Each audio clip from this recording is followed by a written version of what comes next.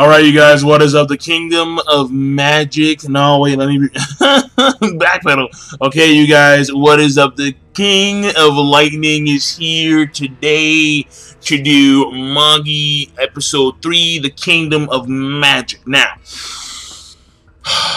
this week's episode of Magi. First of all, yeah, it's funny. I'm sorry. Like, this is hilarious. Especially when after they have their fun. No, wait, hold on, wait. One scene had me rolling. When it was literally Morgiana referencing the time when she went into Alibaba's room. And when he was checking his bruises in the middle of Baobab, he was flipped upside down, bare-ass naked. Or at least his lower body was exposed. And then it was like they hyped this shit up to where this motherfucker wanted to happen. They drew his mouth in a triangle and he was drooling. That was funny. That was very funny. That was hilarious. Oh, goodness, that was funny. And then when it came to the scene beforehand, where Aladdin was talking about how, like, every time, because he's popular with the girls, because, you know, Opa, he just dives in those things. And then how apparently Alibaba was always watching from the corner with, like, a devious, like, look on his face, sucking his finger. I'm like, what? Like, what is this coming from? And he's pissed. He's so bad, bro. And then the scene after, where Hakuryuu kept on cutting him off, because he wanted to explain about the whole people who have the Mango control. The Yumbala people. They're a nomadic tribe, and they can control Magi. Apparently, even Sinbad himself learned from them. And he's trying to explain this, how they apparently have people in the Lem Empire in the Colosseum. That's why he's going there, because apparently there's been a change in his Magi, and he can't. And apparently, according to Sinbad, he can't ever fully utilize a Jinn equip unless he can get his Magi under check. And the thing about that is that, well, he's trying to explain this to Aladdin and Morgiana. Hakuryuu cuts him off, and there's a little scene where, after everything's said and done, Alibaba's like, fuck it. He's like, this dude has like dominoes and shit. He's like, fuck it, dude. This is over. It's over. So, there were a lot of funny scenes going on. There's a lot of funny scenes, alright? Obviously. I mean, the show, in my opinion, has pretty damn good comedy. It makes me laugh a lot. It really does. But, the main things when it came to the important stuff, the meat of the episode, is, of course, the main party leaving. And we see a few scenes here with Shindori. I mean, when it came to Shindori, it wasn't really important aside from Alibaba talking to Sinbad and talking to his master, Sharkan, whatever his name is. And then there's a little scene here where when they're leaving, I mean, there's a little comedy scene where we see Aladdin. He doesn't know what that one guy's name is, Spartos. And I think Sparnas, I mean, even I forgot his name. I'm like, oh yeah, you. But it's just that there's a little scene where Jafar is talking to Hakuryuu.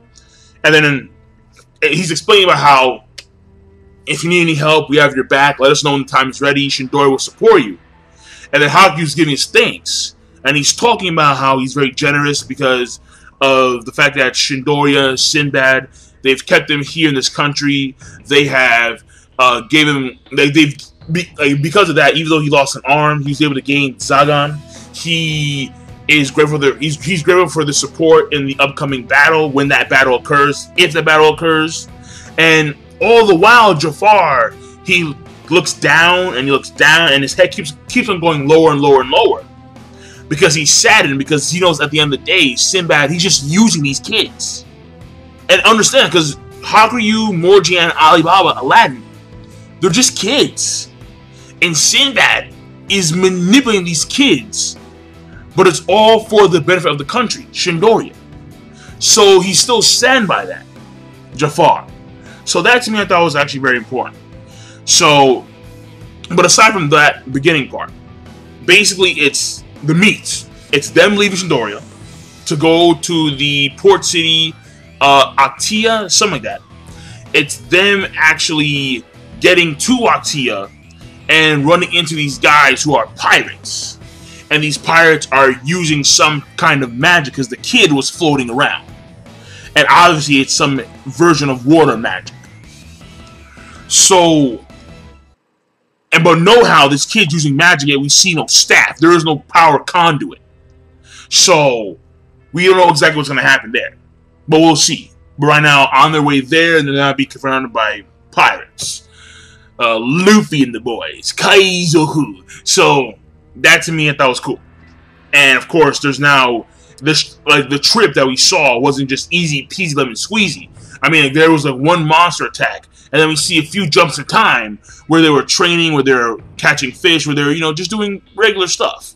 And now at the end, when they finally reach the port city, Morgiana, she actually has very good eyesight. She sees that the port city is in flames, and then bam, in comes this kid and a bunch of pirates, his associates. So that's the main meat of the actual chapter. Those two things right there, leaving and then being attacked by pirates towards the end of their journey. So that being said, everything else, the animation, it was good. Animation was, of course, usually good. Especially when it came to the funny scenes, because the funny scenes, there was like mock flashbacks, and they would like do these weird etches of Alibaba, like with the whole triangle mouth and the drool, how they blurred out the lower parts when Morgiana was staring at him. It was, of course, it's funny, it's hilarious. When it came to the pacing, it was well paced, though actually, you know what, I was gonna say that them skipping over the journey was a negative, but I'm thinking to myself, I'm like, not really, no, because do you really want to like sit through like an entire, I mean, if they could actually done some filler there, but at the same time, they have their anime seasonal. It's not like it's ongoing like Naruto, One Piece. So they don't have to put fillers in there. They really don't. So they just skipped it over, which actually I think is a good move. Yeah, I think it's a good move. And then at that point in time, when it came to the scenes, like the slow motion scenes where they show you that they're flying over dolphins and they're just catching the fish in the training, that also had very good animation. I mean, even though it wasn't really like animated, more so it was like still frames, that was still good. The still frames were actually were drawn very nice. And then when it came to story progression, not really a lot. No, not at all. But it's that they're now on the other side, and well, they're nearing their destination where they're gonna split and diverge, and they're gonna go their separate ways. We now know that Morgiana, she's going somewhere to go before the Dark Continent, but I think her and Alibaba are going in the same direction, which is like the Lem Empire. He's gonna stay in the Lem Empire while she cuts through the Lem Empire. Alibaba, of course, is going to Magnum Stat, and Hakuryuu is going back to the Ko Empire. And he's going to meet up with his sister, Hakuryuu. So, but of course, right now they're being stalled by pirates, because the pirates want their dough, want their loot. So, but that's it. It's overall okay episode. It really is. It's an okay, funny, enjoyable episode of Magi. So, I'll leave it at that.